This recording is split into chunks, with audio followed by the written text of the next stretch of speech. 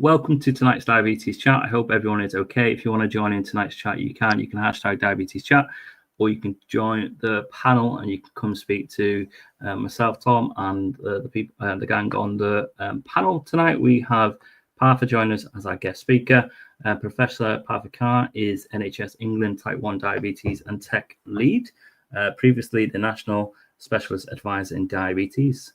Partha is also a consultant at Portsmouth Hospital and has been for over 16 years, I believe, Partha. Partha's led and delivered on many initiatives in the diabetes world, including on FLAS and CGM, which became available in the NHS back in 2018. And it had an uptake of 4% in England, and now in 2024 has an uptake of around 97%. How amazing. Partha is a co-creator of TAD, talking about diabetes, and he is also co-creator of the Type 1 Diabetes comic series and has his own blog. Tonight, we'll be talking to Partha all about technology, hybrid closed loop. And if you guys want to ask any questions, please take the opportunity to come on tonight, send a message through. We'll try and get your question through, or come speak on the panel. We have questions from ourselves. We have questions from you guys already. So welcome, Partha. How are you? I'm good. Thank you very much for the invite, guys. As ever, a pleasure. So yeah, very delighted as ever to be here and talk to people. Thank you so much. No, of course. We're honored to have you here tonight, and I think we should go straight into it. And let's kick off with some questions. So, how amazing, first, Partha, you've obviously, well, before we go to hybrid closed loop, let's just talk about technology generally quickly. How amazing have we seen the sort of last 5 years, how technology has changed the way diabetes care management is for the person with diabetes. Like I just said in that stat, the open stat, 4% Libra CGM back in 2019, now 97%. Incredible, right? Yeah, it's been a fantastic journey. I mean, it's taken time, 5-6 years, but it's put us very much at the top of the tree globally, which is a phenomenal place to be. There's not a lot of things about the NHS you can say that we are leading globally, but at least this one, we are definitely there. So, which is good, and not easy to be top of the tree of anything, but it's good to be there. Absolutely. And can I ask then, what sort of, for anyone listening in tonight, what CGMs are currently available on the NHS tariff? What could people use in the UK as their CGMs? So continuous glucose monitors, basically in the NHS, or at least in England, divided into two groups. One group, which is your straightforward ones, they don't necessarily connect with a insulin pump. When I say necessarily, it's not all of them. So you have on tariff via your GP, and anybody, you can at the moment have the Libra 2 or the 2 Plus, as it's called nowadays, and the Dexcom 1 Plus. So those are the two available. Yeah. And then you've got the other sensors, which are basically connected to pumps. I mean, as I said, with the caveat, Libra 2 also connects to pumps. But they are mostly available as part of the package when you're moving on to a hybrid closed loop system. So yeah, that's pretty much where we are at the moment. Yeah. So do you foresee in the next couple of years that everyone will have the top end CGM that is compatible for the pumps? Do you think all the CGMs will be talking to pumps? Is that the sort of direction it's moving now? I think as things are, becoming more competitive, you can see that companies are shifting in that direction. I think that's the important bit of introducing competition. Now you can see, Abbott and Dexcom and now Medtronic, and everybody's coming in with different things. And that's good. I think that sort of changes the game and makes people think, changes pricing, and makes it more accessible to people. So I think it's just a matter of time from those regards that it will become more and more easily available, to be honest. Yeah. So for anyone who is listening in the UK or around the world, if they want to learn a little bit more about CGMs or technology in general, what sort of resources out there would you recommend people to go look at, whether it's publications that I know have been powerful, or any websites, anything that you sort of recommend people to go have a look at?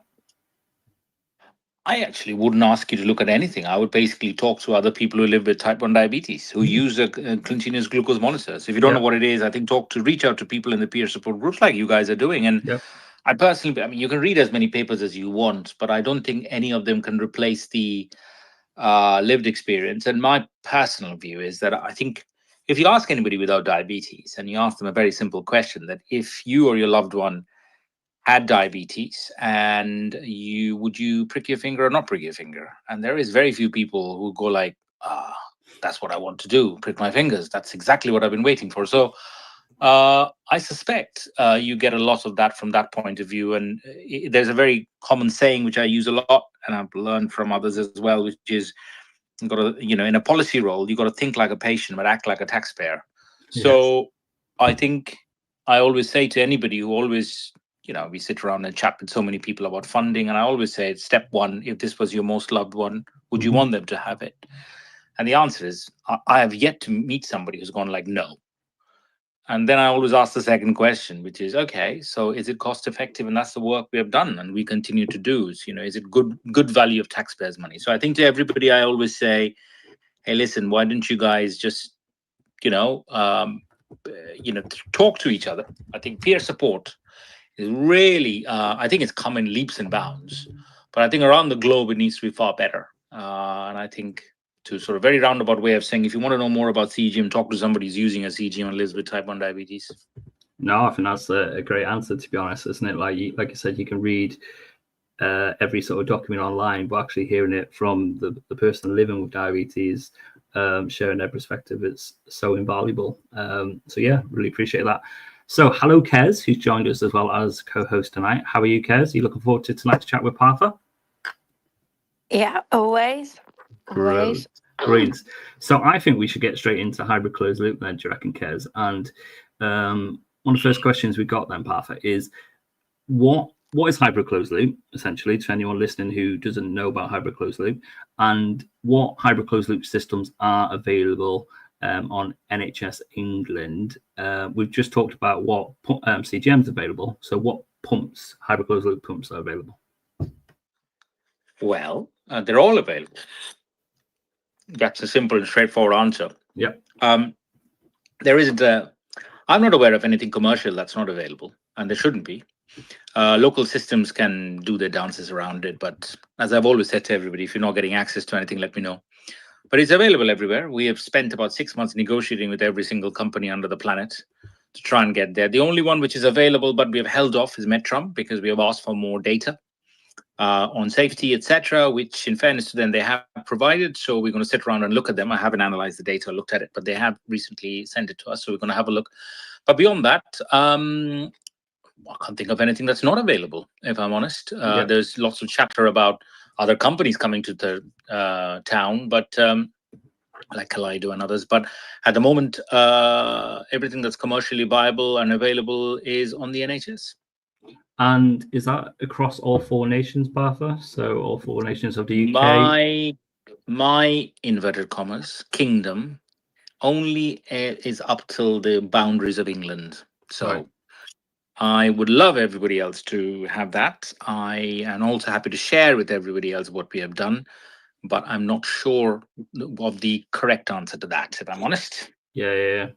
So who do we need to speak to then to try and get it rolled out to all 4 nations, like everyone in the UK? Which country do you want then, Tom? So I know people in Ireland. We've had people listening in Ireland saying about that. So I think Northern Ireland, I always say to people is that ask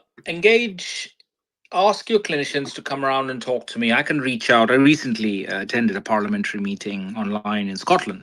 So I came and gave my views, etc. So I think, if I'm honest with you, this is not a debate about what's happening in Kenya, okay, where you got major issues with funding and insulin access, and different planet altogether. This is 4 countries, right? And I always say one thing, and I've said this in private to many colleagues in other nations, which is, and they all agree with it, which is, you're only delaying the inevitable. That's all you're doing. Mm-hmm. You're just pushing it back by another 6 months, 3 months, 4 months. That's all you're doing. Because if England's got it, there's only a matter of time. Because, and we can talk about data at the moment, and I can tell you, we're just a whisker away from 50% of children now being on hybrid closed loops, and the data of HbA1c we have seen has been, I can't even explain to you how phenomenal it is. Yeah, it's just something we have looked at, and we have sat down and looked at it, and even beyond our wildest dreams, the improvement that we have seen in that group across the country. So I don't think it's going to be, so the more, I think some responsibility on us also to produce the data and help other groups or patient groups sitting everywhere to take it to them, say that why can we not get this? And I've said this to everybody, is that in type 1 diabetes care, tell me what else you can give that is going to improve people's control. What is it that you would give them? And there's a lot of, and I don't say this lightly. I mean, I've been doing this nearly for a decade, and I've looked at everything. People have talked to me about, and they're all important: education, psychological support, everything. The bottom line is that there has been no fundamental shift in the outcomes of type 1 diabetes as regards HbA1c, and now in pregnancy, etc., without technology. And that's very simple, because you're just giving people with type 1 diabetes something better to look at their glucose with. Now, with closed loops, you're giving them something better to improve their, insulin input. It's not rocket science. You improve self-management, things get better. So population level change, it doesn't matter what other countries do. I've roughly putting it, and I'll give you one example. So I'm doing a big piece of work in India right now, and a lot of my time is devoted there. So I always say that in India, the main challenge is moving people. Well, first of all, getting insulin everywhere. The secondly, moving people away from. So when you go to, so first of all, if you think of it, I always look at it in 4 steps. First of all, you need to get insulin. Without it, you die. Okay. Yes. Next step is BD mix, which is a lot of countries use. And I say with BD mix, you can probably at best get to around 8.5%. I mean, people will do well, but in general, on a population level. Then you move from BD mix to QDS, basal bolus, and you will get to round about 8, 7.5. With CGM, you'll bring it down another 5.5 to 7%. Now, you want to go below sub 7 on a population, you got to roll out hybrid closed loops. You cannot do it otherwise. It's nonsense to say everything else. And no other country's done it. There's only 2 countries which are now getting in that zone. One is Sweden and one is us. And we are the only 2 countries which have got the highest amount of hybrid closed loop rollout. So what can I say? So to other countries, I always say, you're delaying the inevitable. If you want to change the population outcome in this group, this is it. This is the key. So we will produce data for everybody else to use. Absolutely. And I think last time we spoke, probably about a year ago now, obviously the TA draft was in draft form, and now obviously it's published and been active for a year now. And obviously you just mentioned 50% of children are now on hybrid closed loop. That's absolutely amazing. What do you sort of foresee going into the next year and beyond? What's the sort of plan going forward, do you reckon? Obviously we want everyone on hybrid closed loop, but from yes, so I will tell you what will happen. I think pediatricians will absolutely blaze a trail, as they're continuing to do, and I suspect by middle of next year, I reckon 85% of kids age group 0 to 19 will be on hybrid closed loops. And I think pregnancy, or women trying for pregnancy, will really kick off into gear, because I think that will be a big group. Those 2 will happen, and then we'll move into the adult population. I think it will become, so for example, continuous glucose monitors took us, we started in 2019. I would say that it probably took us 3 years before it became standard care. So I reckon by 27, hybrid closed loop will become standard care for type 1 diabetes. Amazing. So essentially, when you're diagnosed, that's it. That's the way forward. The technology you have. Well, they're already kids right now, right? Who have never known what it is to prick their fingers or inject insulin on a regular basis. I mean, that's just amazing. I mean, I've got patients, and I've got regular clinics who have never known a life without CGM. I know. I mean, that's. Yeah. And then I've got people who walk in who have a type 1 for 70 years who will tell you about the story when they boil their insulin and all that sort of stuff. Their pen needles and injections. Yeah. And you're like, wow. Yeah. And you know what I mean? Like I said in the intro, you've been a consultant in diabetes for 16 years, and you've seen how things have changed in that period alone. So can I ask then, and then Kez, if you do have any questions, Kez, please come up from the notes, is in terms of new starters then, or children, do they go straight on to hybrid closed loop, like someone who's diagnosed, or do they go on to pens first to learn about pens? Because is it important that they learn about pens? Because if their pump breaks or they decide they need a physical break from the pump, like, do they have that sort of education to have that knowledge? Is that important, do you think? I think it depends on the pediatric team, to be perfectly honest, and the support they have. Now, I am not a pediatrician, so I can't give you a view. I'll tell you what we tend to do with. I mean, what would I like if it was my child? Mm-hmm. I think I would want them to go into a closed loop straight away. Why would I want to put them through injections? I don't know. Do I want to hurt them by putting them through injections? I don't think I would want to. I personally would want them to go on a hybrid closed loop straight up. Why put them through any pain when there's a system?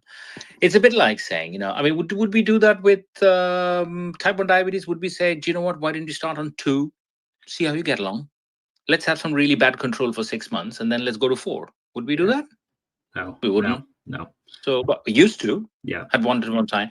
We still do it to a certain extent. I think a lot of departments go like, oh, we'll go on to one of the old school insulins and see how he gets along. And I immediately change them when I see them. I go, like, why? Why have you given them a lesser insulin? I don't understand it. Right? Oh, it's because they want. Let's get them. Make sure they are comfortable with it. I said, comfortable with what? Oh, lesser insulin. Why? So I don't know. If it was my child, I probably would want them straight on a CGM and a hybrid closed loop, pretty much. Here's a question then. Jay's just put in the chat. She says, what happens then when tech fails and people don't know to do it the old way, the old school way, Partha? What would you say? What do people do when their Netflix fails? People who have never ever been able to do what do they do? So I think there is a bit of an analogy here where people need to. I don't think you need to go through pain because of that, but you do need to have safety. Yes. About what would you do if a technology fails? Well, you'll have the knowledge of what basal insulin is, and we do that with everybody. You will give them the understanding of what basal insulin, why insulin is needed, what happens if it cuts off, give them some protection. And it's not like the system should be that you'll be without that for about weeks, will it? No. You should be able to have access to a system that should be able to sort it out for you pretty ASAP, or the companies, etc. So I think that's more of a, what do you do if your car breaks down in the middle of the road? You don't just leave the car and start walking. Mm-hmm. Basically, try and call AA, or go and get a hot dog by the roadside. And that's the same, isn't it? If someone goes straight onto the pump, then if their pump breaks or something, or they need some support, or they need emotional well-being support, or whatever the direction they need is, then they need to contact their team and get that support, isn't it? So if their car breaks down, ring your AA team essentially to get the support, right? Absolutely. So I think what is very important when you put people on it is not to say that this is the only way to do it. You explain to them what insulin is for you. It's your life-saving thing. So if this cuts out, you need to know of a system. So yeah, absolutely, you give them backup plans, but that doesn't mean you're not giving them anything at all. So I think that's the way I would look at it. Modernization. What will happen next is this hybrid closed loop is not very far away from becoming a fully closed loop, right? Yeah. And then, and because you see the algorithms now picking up, you're trying to detect what will be the rise, etc. And that's incredibly exciting. Now, if you can imagine, it's beautiful. That's the way it should be. Absolutely. We've got a message from Ian before bring Flipper in, and then Kez as well. Ian says, I can confirm hybrid closed loop is amazing. My daughter has gone from 10% to 50% in range to now 100% in range in the first few days. So you can see how life-changing this technology really is helping people. Flipper, let's bring you in, and then Kez, I'll hand over to you for a few questions. Yeah, hi. With the people never having been on injections, and I totally agree with you. I know somebody said to me they won't know how, and I sort of said, when I was first diagnosed, I didn't know how to do it, and I was sent home with injections. Yeah, you'd make do.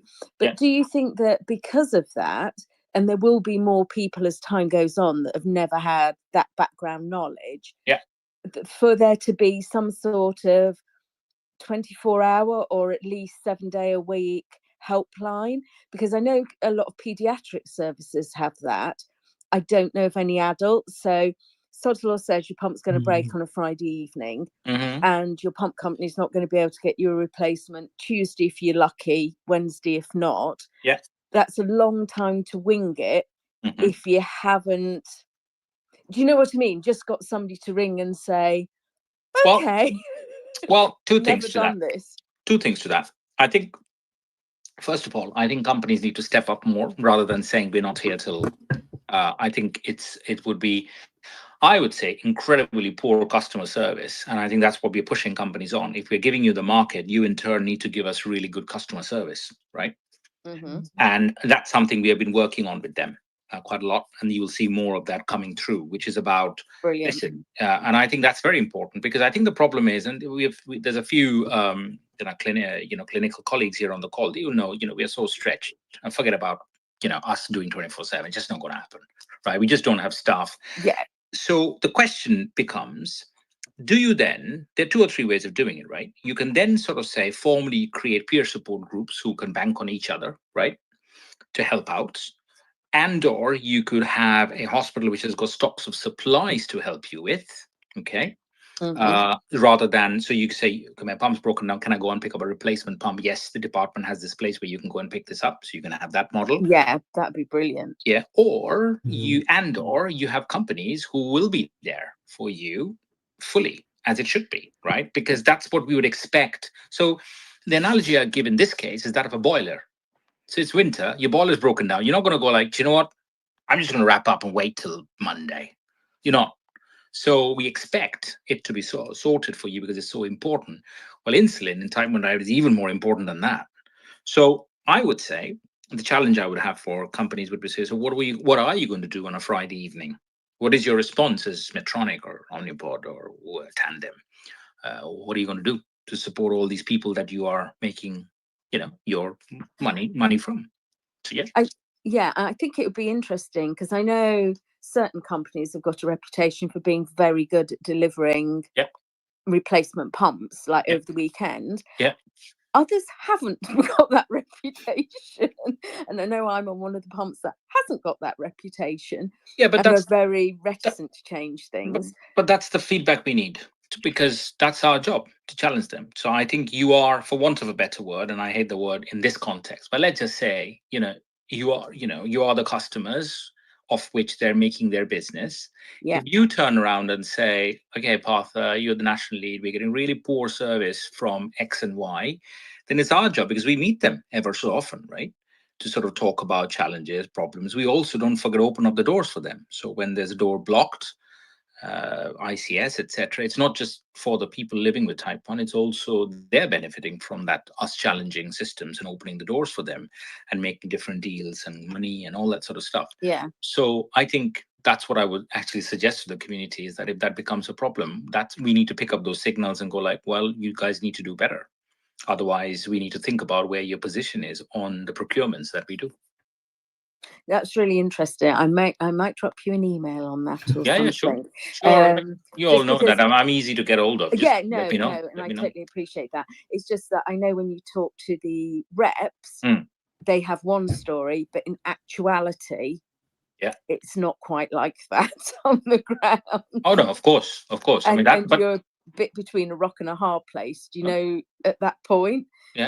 Because you're there with the non-working tech. Yeah, absolutely. And I don't think there should be something that you all should have to go through, and that's why I exist at the moment. So if there's a problem with your living with technology, I'm the one who's led the charge on technology. If technology is still giving you trouble, then I need to know so I can go back and talk to them about it. No, that's really interesting to hear, because I think that is one of the things that tech only ever breaks on a Friday evening. I'm just saying, it's sod's law. Buttered toast lands butter side down. Tech only fails on a Friday. Of course. I had a question come through from Holly, kind of follows on before we bring Kez in. She said, should we also be looking at ways of educating standard nursing staff on the basics? Because I spent a few weeks on a ward as a patient where no one understood my hybrid closed loop, and therefore pushed for finger pricks and syringes. That's I think that's one of the things that we do want to do, but we're in very early doors, right, of this journey. I think about CGM. Most people didn't know what a CGM was. When you go like, what's sitting there? What is that on your arm, right?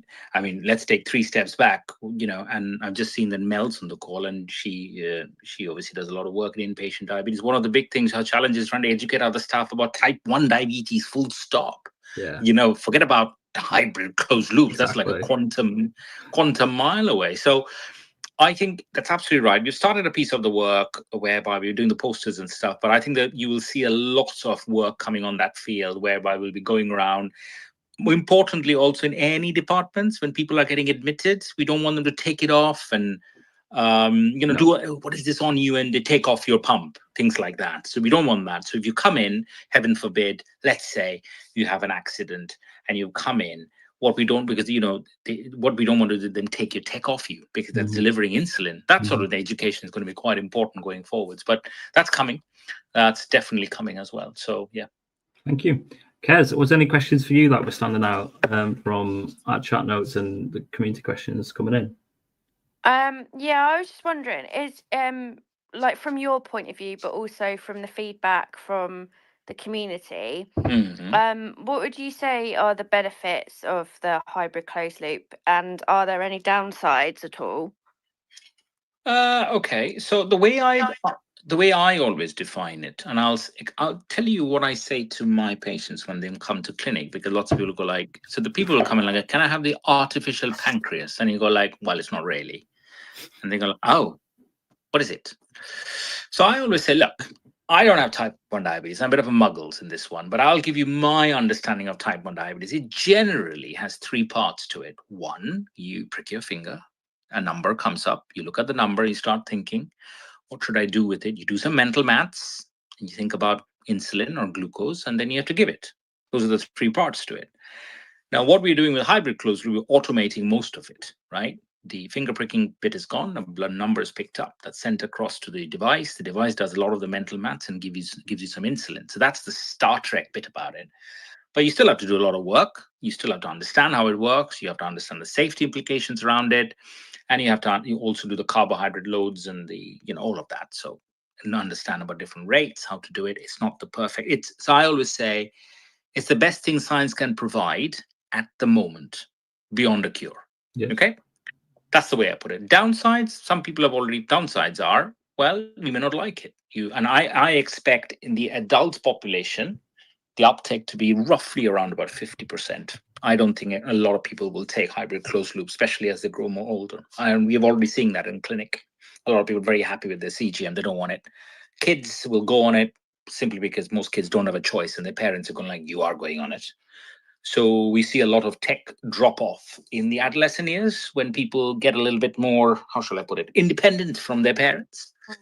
So that's what we will probably see. And to your question, that's how I define it. I think it's it's the best thing that we can provide at the moment. I think the fully closed loop is the next bit, and obviously exciting work in stem cell, etc., going on. So that's the way to put it, but with the caveats of it's not for everybody. You have to still do a lot of work around it. And as mentioned, I've got a fair number of patients who are doing extremely well with injections and CGM, and they don't want to change anything, so we leave them all alone. So yeah. Just kind of leading on from that, I was wondering, is there any information available regarding like impact on diabetes distress, overwhelm, burnout, those sorts of things yet, or is it just too early to say? No. I think if you look at the pilot that we did, I mean, it was one of the reasons we actually got it through, because it just improved your quality of life, and you're living with diabetes all the time. If I had type 1 diabetes, I'd be rubbish at it. I mean, the whole fact of having to sit down and check your finger, prick your finger so many times and think about what to do, have so many factors around you which you can't control, like the weather and your emotions and all that, I would be rubbish. So I think it automatically, I always say this, the reason CGM has been so successful, why hybrid closed, is it because it lessens your anxiety around it.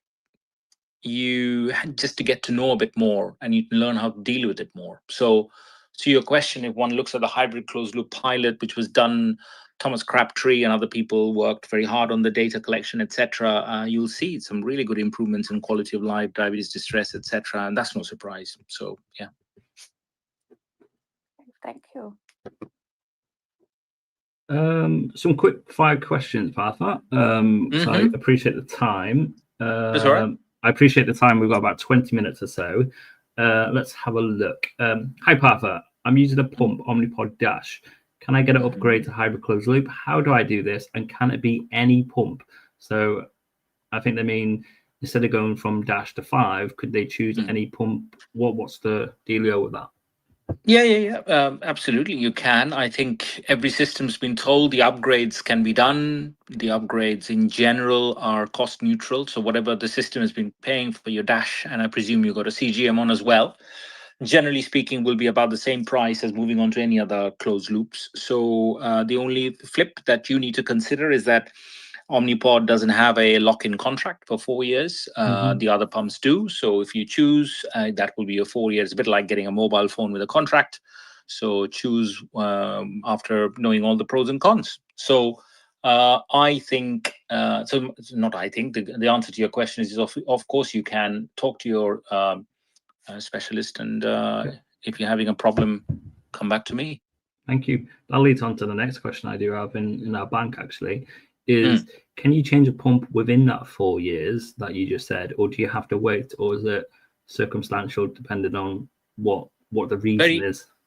Very rarely. I think you have to have a seriously good reason to sort of, it's a bit like, can you change your contract for your phone in the middle of it?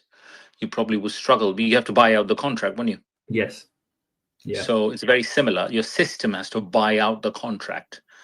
And as you very well know, the system is very reluctant to even spend anything for toilet roll, let alone buying out your contract. So that might be a bit of a challenge. So I think you need to have a seriously good reason as to why you want to change your contract, why you want to move from a closed loop to another one. I mean, if so, for example, if you show it's really damaging your quality of life and this, that's a different thing. But in general, tricky. Very tricky. So which is why I say to everybody, choose wisely after knowing all the pros and cons. Do you think the 4 years over time will reduce down? So as we go into the next 5 years, and there'll probably be more pumps available and stuff, do you think that 4 year period would reduce, or do you think it'd probably just stay? I think some of it will be competition. Competition is a very interesting fact. You see, competition brings change, and that's what you're seeing in the market. I mean, let's not forget the days. A lot of you will be here will have not forgotten the days there was one pump company and one CGM company, and they didn't speak to each other, and that was that. Yeah. And now you've got everybody battling, which is brilliant. So to your question, I think if the company which has got no lock-in contracts do more work and business than the others, then I think their finances will talk, because don't forget that all companies have their own shareholders and revenue baselines to look at.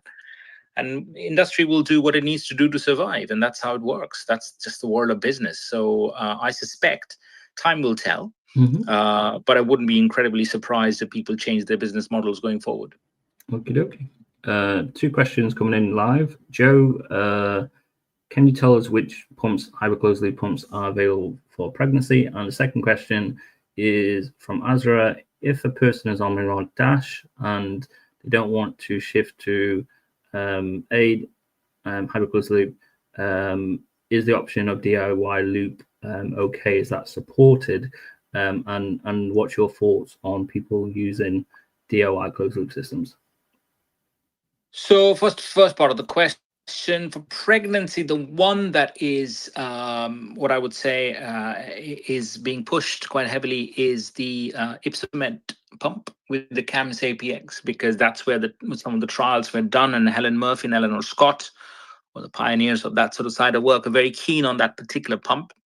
Medtronic have got some data out as well on their pump, but they're not in the range, so to speak, that Helen Murphy and others want. So the push from the specialists, particularly in pregnancy, is to sort of aim for the Ypsomed pump in pregnancy, and because pregnancy, as some of you will know, the range or the time in range is definitely different from a lot of other people because of the importance of the first trimester of the baby and the conception and all that sort of stuff. So that's the first part.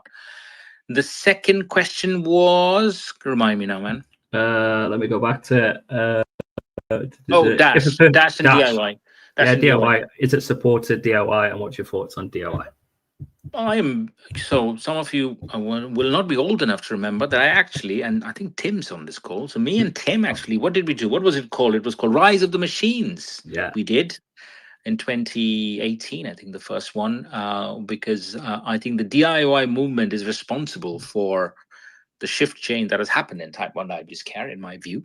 Yeah. So I always pay a lot of respect and time to all the people who have done that. I personally have got patients on DIY. I never take them off it. There are risks with it, but I think that's a fair risk. I think the individuals themselves are taking the risk. They're aware of it. I have no problem with it. Will the NHS support you?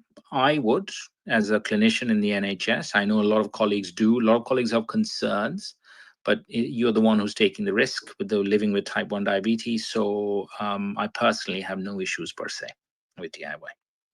Thank you. Let's have a look. Kez, any questions standing out for you?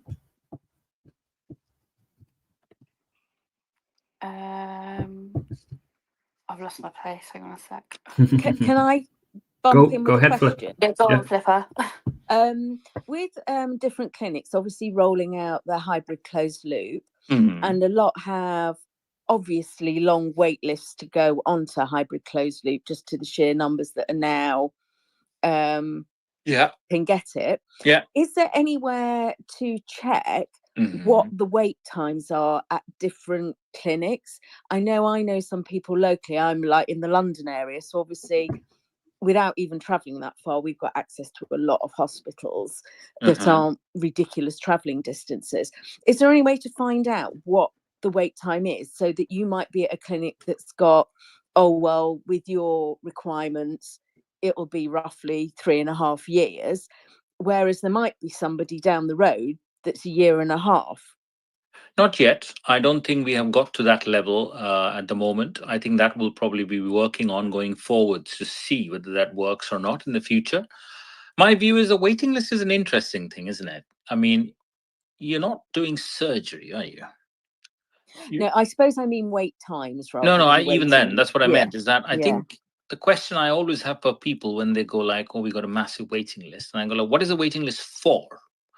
Is it because you want to put everybody on a hybrid closed loop one by one, and you haven't explored the setting of doing groups? Is it because you have refused to engage with industry who are very happy to come and do the hybrid closed loop for you? Is it because you've set up an education program which also has its own waiting list, and you have people do? So what is the reason for the waiting list is very important. So I think what we tend to do, what we will be starting doing, so I do another piece of work which is called GIRFT, whereby it's getting it right first time, which we're going around. So that was fundamental in pushing through CGM in overall and in pregnancy. So we'll be starting the work in the adults with HCLs. Pediatrics are, they're all good. So adults will start from March, I think, next year, once we get all the questions, because that's the questions we'll be asking. What's your waiting time? Why do you have waiting time? What's going on? So I think there are many reasons why people have waiting times. It's not just staffing, let's put it this way. And how are they doing it? So why can't hybrid closed loop starts be done, 10 at a time, if they're all choosing the same type of pump, for example? There's no reason not to. As I said, it's not heart surgery. It's, why can't it be done with peer supports? People who are already on one, why can't they help? So I think you have to think outside the box a little bit to sort of get it going. And we will push people from next year onwards, March onwards, to do that. And I can sort of appreciate there's a difference between putting somebody who's already on a pump on hybrid closed loop. That's a smaller jump. Yeah.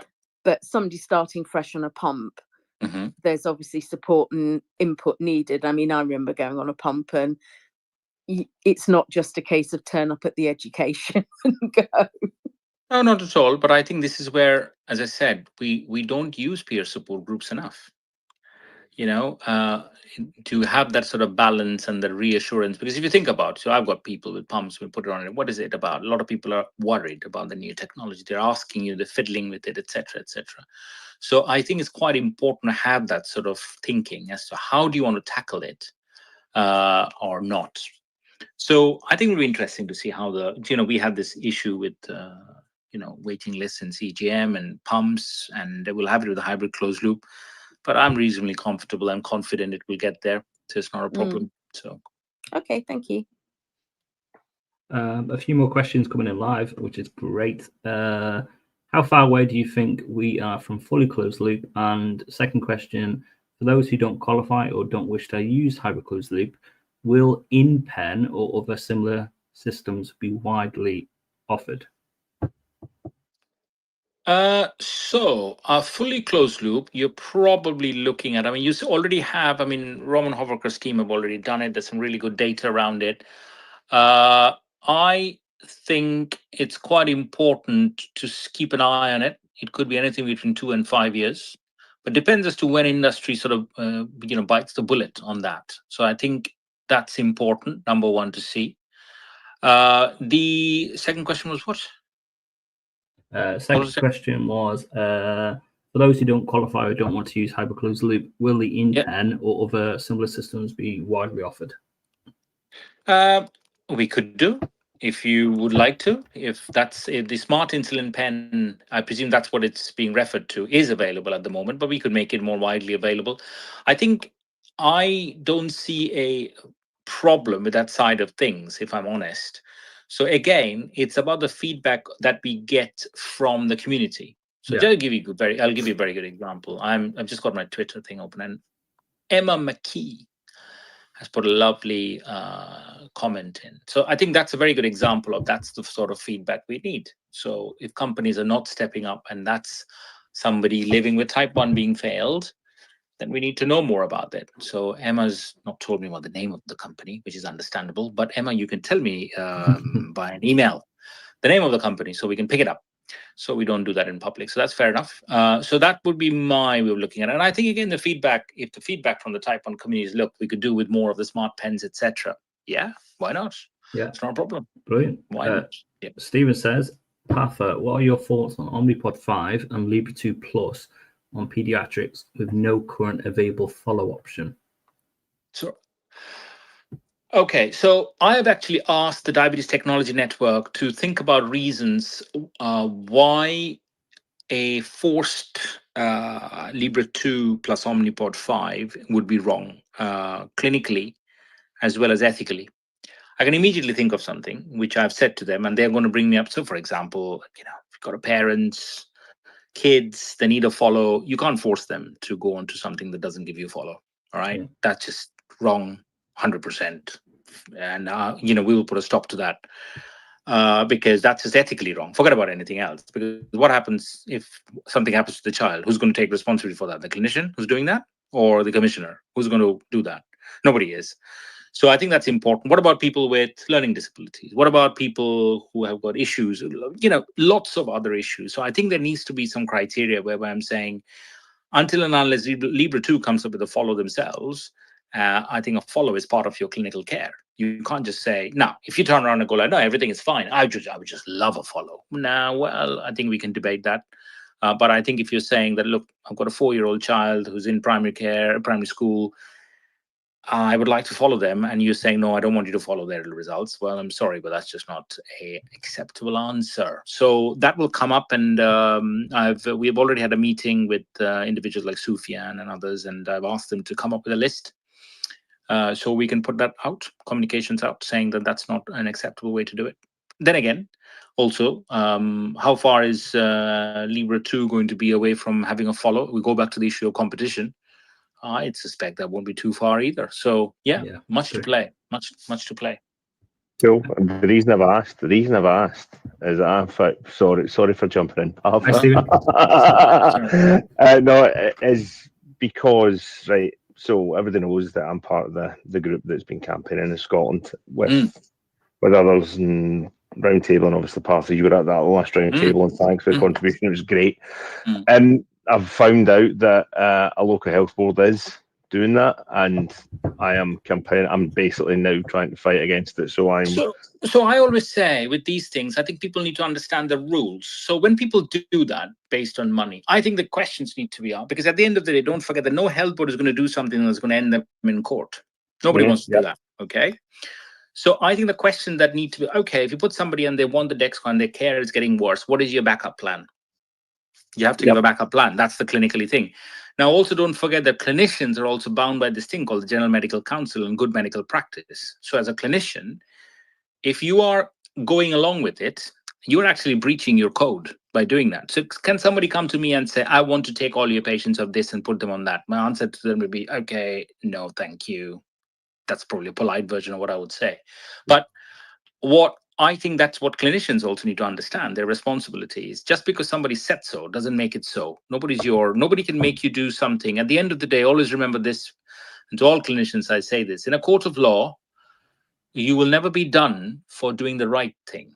You'll always be done for doing the wrong thing. And nobody is going to stand by you, and nobody's going to have there is no legal precedence in the world which will protect you if you turn around and say, oh, my commissioner said I could just put them on something less. Nobody will do that.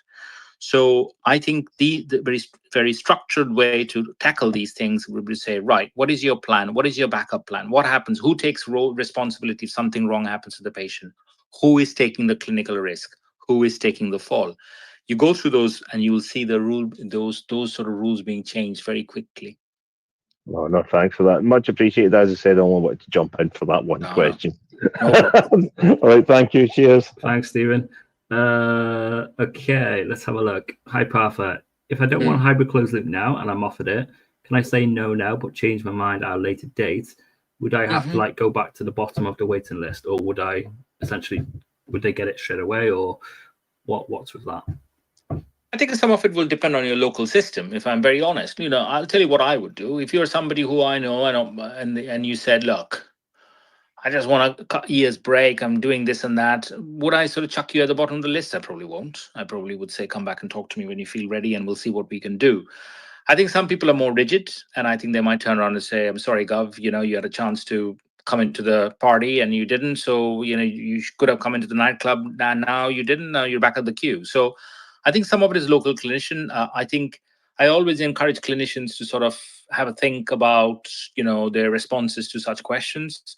I've got a very relaxed view about these things. At the end of the day, you will have a very valid reason why you don't want to start it right now. And I appreciate that. So, and if you qualify for it, you qualify for it. So, yeah. And like you said, towards the start of the chat, in 3-4 years' time, this will be like the standard care, right? So this will be like the first offering, won't it? So, Partha, I have type 2 diabetes.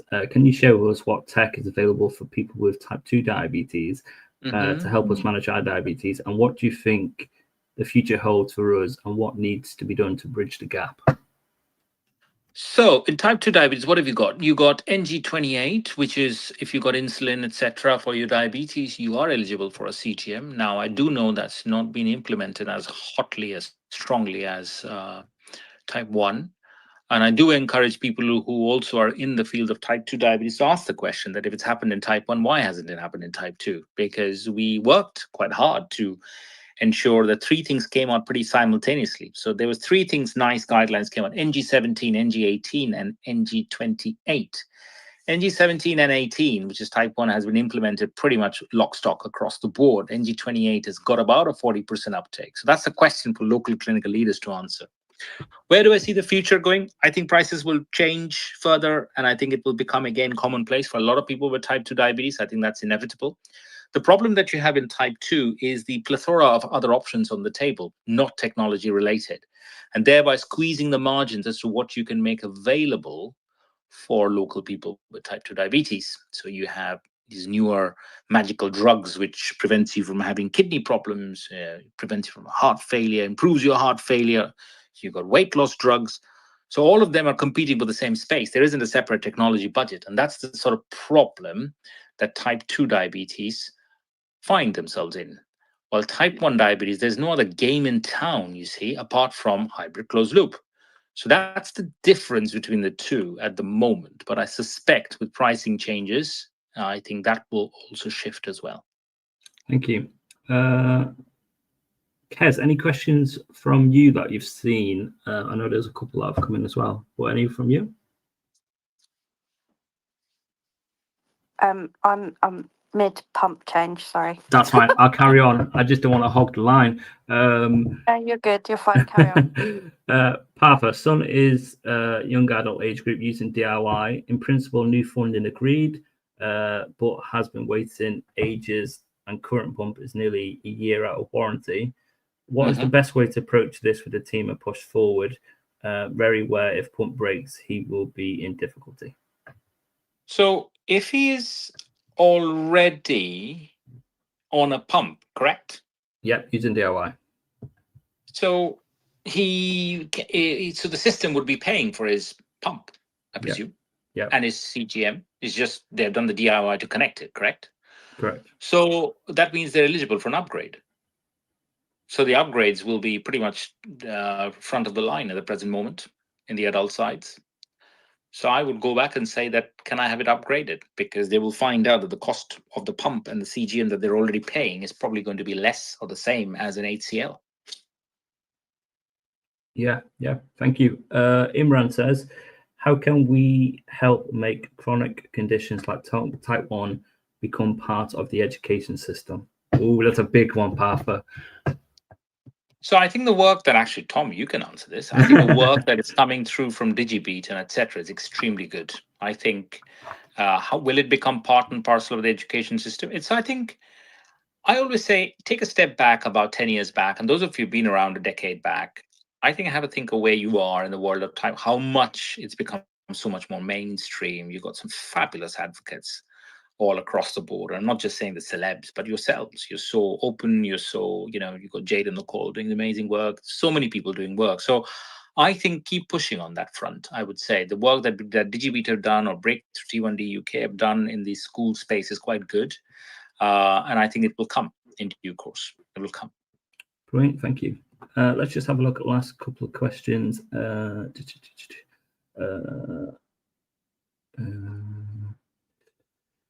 Before someone goes on hybrid closed loop, do they need to have an HbA1c result for like things like eyes purposes? Yeah, there's basically not for eye purposes per se. I think you need to have your eye screened within the last 12 months. That's pretty much the national guideline. So I think if you haven't had an eye screen done, then you should have one done because it's important. I think that's very important that you have that because it gives you an idea where you are. And I think it determines about the closed loop, whether you need to have more closer things done, eyes looked at, and that's the right approach as well. So I would encourage anybody who hasn't had eye screen done, and you're thinking of a hybrid closed loop, to definitely have that done. Thank you. FOI, I love you, Partha. Someone's tweeted out, bless them. Let's have a look. Okay. I'm gonna run, you guys, if that's okay. No, that's fine. Could you on just a final question for you? What is your hopes, Partha, for the future of diabetes tech and management, especially now in your role, as we said in the intro? What's your hopes for the future? And we'll finish there. Well, hopes for the future. Three things. One, I think NICE expands it to include everybody with type 1 diabetes. I think we cover about 78%, 80%. So the rest 20%, I think, need to come into the fold. So that's my first thing. I think moving on to the fully closed loop as soon as it's available. That's the second one. And thirdly, I think, around tech, hopefully technology also improves the understanding and the stigma attached with it. So that's my hope, that it's seen as a more, having a technology with it. I think it looks at diabetes very differently, and I think those are my three sort of things I hope happens. Definitely. I personally believe on my own point is that through technology, going on Libra 2 years ago has changed my mindset and has helped me accept my diabetes. So yeah, very empowering. But thank you, Partha, honestly, for coming on tonight. The community is ever so grateful as always, but for taking the time to come on. We've gone through so many questions, but honestly, thank you so much. Enjoy your evening, and let's catch up again next year. Always a pleasure, buddy. Take care, guys. Thank you so much. Cheers, Partha. Bye-bye. Bye-bye. Incredible chat, guys. That concludes tonight's guest speaker chat with Partha